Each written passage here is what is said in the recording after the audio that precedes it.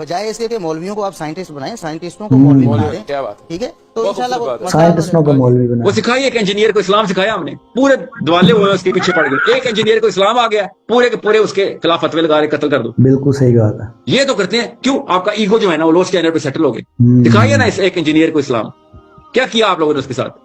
کیا بات ہے, صحیح بات. علی بھائی جس مہارت سے آپ ہر مسئلے کا جواب دیتے ہیں اس سے قطعاً نہیں لگتا کہ آپ نے خود سے تحقیق کر کے ہدایت حاصل کی ہے.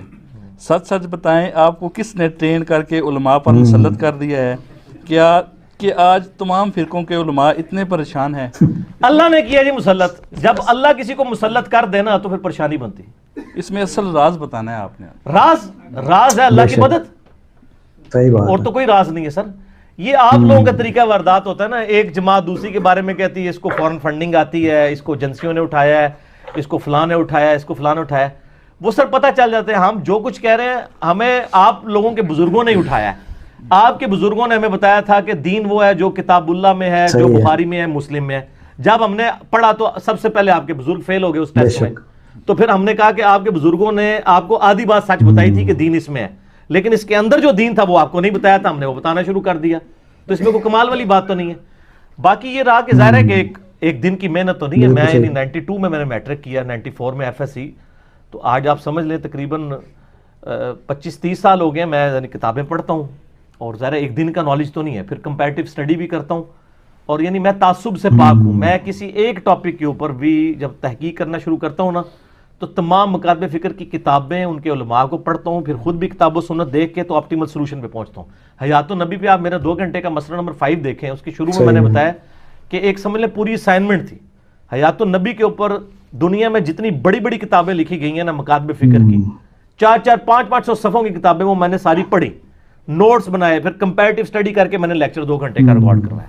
تو آپ بھی تعصب سے باہر نکلیں, آپ سب کو سننا شروع کر دیں, آپ کا علم بھی اس لیول پہ آ جائے گا. باقی رہا سپیکنگ پاور, ظاہر ہے کہ میں 92-93 سے ہی چونکہ درس و تدریس سے وابستہ ہوں تو سپیکنگ پاور آ جاتی ہے. کوئی لانچ نہیں کسی نے کیا سر, بے فکر ہیں آپ. اگر مجھے کسی نے لانچ کیا ہوتا نا تو میں آپ کو انگریزوں کے زمانے میں لکھی ہوئی کتابوں کے حوالے دے رہا ہوتا, بخاری مسلم کے تو نہ دے رہا ہوتا. اب آپ اپنے اپنے بزرگوں اور اپنے علماء کو دیکھیں کہ وہ جمعے کی تقریریں کن کتابوں سے کر رہے ہیں, وہ کن کن کتابوں سے درس دے رہے ہیں. وہ مولویوں کی کتابوں سے درس دے رہے ہیں جو مولوی انگریزوں کے دور کے ہیں. میں یہ نہیں کہہ رہا انگریزوں کے پٹھوں ہیں, یہ نہیں میں کہہ رہا, میں اپنے الفاظ کنٹرول استعمال کر رہا ہوں. یہ اس وقت ہوں گا جب آپ مجھے کہیں گے, پھر میں کہوں گا پٹھوں تو وہ ہے جو انگریزوں کے دور میں کتاب لکھ رہا ہے, اور جو 1200 سال پہلے کتابیں لکھی گئی ہیں جن کو سنی مانتے آ رہے ہیں شروع سے, ان کے حوالے دے رہا ہے. تو سر وہ تو بخاری مسلم کے ایجنٹ ہے, تو ہم امام بخاری امام مسلم کے ایجنٹ ہیں. ٹھیک ہے, صحیح بات ہے. اور چھوڑا کس نے؟ اللہ نے. کیوں چھوڑا ہے؟ اس لیے چھوڑا ہے کہ ظاہر ہے کہ جب بھی کوئی عروج آتا ہے تو اس کو زوال آنا چاہیے. تھوڑا آپ لوگوں نے یعنی امت کے ساتھ کیا ہے اور اس دین کا جنازہ نکالا ہے. جس شے نو چھیڑو دے اختلاف نکلتا ہے. من لوگ کہتے ہیں یار اختلافی موضوع, میں کہتا ہوں جی اتفاقی موضوع آپ بتائیں نا کون سا ہے. آپ عقیدے سے شروع کر دیں نا. آپ کہتے ہیں توحید میں مسلمان ایک ہے, توحید میں صرف اتنا ہی ایک ہے جتنا ہندو ایک مانتے ہیں اللہ کو. اس میں آپ توحید فی ذات میں آ جائیں, فی صفات میں آ جائیں, تو آپ دیکھیں کتنے اختلافات موجود ہیں. ابھی تک مسلمان یہ نہیں طے کر پائے کہ اللہ تعالیٰ عرش پہ ہے یا ہمارے ساتھ ہے. تسی کہہ رہے ہو کہ توحید بھی سادہ ہے. ایک کہتا ہے جی آپ اللہ کو عرش پہ مانیں گے تو اس کو محدود کر دیں گے. دیوبند بریلویوں کا یہ کہنا ہے. وہ اہل حدیث کو کہتے ہیں یہ کافر ہے کیونکہ اللہ کو محدود مانتے ہیں, اللہ تعالیٰ محدود ہے. دوسرے اہل حدیث کہتے ہیں اللہ تعالیٰ قرآن میں عرش کے اوپر ہے, اور یہ دیوبندی بریلوی کہتے ہیں ہمارے ساتھ ہے, یہ تو وحدت الوجود رکھتے ہیں, یہ کافر ہے. سر یہ میں آپ کو تھریٹیکل باتیں نہیں بتا رہا, یہ پریکٹیکل باتیں. توحید پہ ایک نہیں ہے, نبی علیہ السلام کی ذات پہ آ جائیں تو آپ اس میں تو بے شمار, آپ حیات النبی کا عقیدہ, پھر حاضر و ناظر کا عقیدہ, علم غیب کا عقیدہ, اعمال میں آ جائے تو ماشاءاللہ نماز کے طریقوں میں فرق, ہر چیز میں فرق ہے. ٹھیک ہے نا.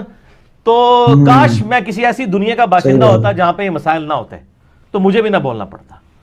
تو آپ بول رہے ہیں تو آپ ہضم کریں اس کو. جس دن میں نے کسی انگریز کی کتاب کا حوالہ دیا نا آپ کو, تو آپ پھر مجھ پہ اعتراض کیجئے گا. اگر کتاب و سنت آپ کے بابوں نے آپ کو بتائی لیکن اس کے اندر کیا لکھا ہے وہ نہیں بتایا, تو سر اپنے بزرگوں کو روئیں نا, مجھے کیوں روتے ہیں؟ میرا تو کوئی قصور نہیں ہے. وہ کہتے ہیں جی وہ بزرگوں کی ڈھونڈ ڈھونڈ کے غلطیاں نکالتے ہیں. اور ایک بندے نے مجھے لکھا, وہ میرا کلپ بھی یوٹیوب پہ چڑھا ہوا ہے, انجینئر محمد علی مرزا گندی مکھی. یہ ہم نے ٹائٹل بنایا اس کے اوپر, لیکن مکھی ساتھ شہد کی بنائی تھی. اچھا تو وہ کہتے ہیں جی دیکھیں جی جیسے گندی مکھی گند پہ بیٹھتی ہے نا جی، ہر جگہ گند پہ بیٹھتا ہے. تو میں نے اس میں ایک جملہ بولا تھا کہ اگر میں گندی مکھیوں اور گند پہ بیٹھتا ہوں تو یہ گند پھیلایا کس نے؟ یہ بھی تھوڑی جرت کر کے بتائیں نا. میں گند کو کہتے ہیں ہمارے بزرگوں کی غلطیاں پکڑتا ہے، گند پہ بیٹھتا ہے. تو آپ یہ کہیں کہ ہمارے بزرگوں نے گند کیا تھا، اس گند پہ بیٹھ کے اس نے صفائی کر کے ہمارے فالوورز کو بتایا کہ آپ کے بزرگ یہ گند کر کے گئے ہیں. تو یہ جرت کریں نا یہ کہنے کی، تو سر پبلک پھر خود ہی مانے گی یار ان تو بڑا اچھا کام کیا، صفائی کی ہے. یہ وہ گندی مکھی ہے جس نے آپ کے بزرگوں کا گند صاف کیا ہے. اور الحمدللہ اب شاید آپ کو کتاب و سنت کی شکل میں بتایا جا رہا ہے. الحمدللہ.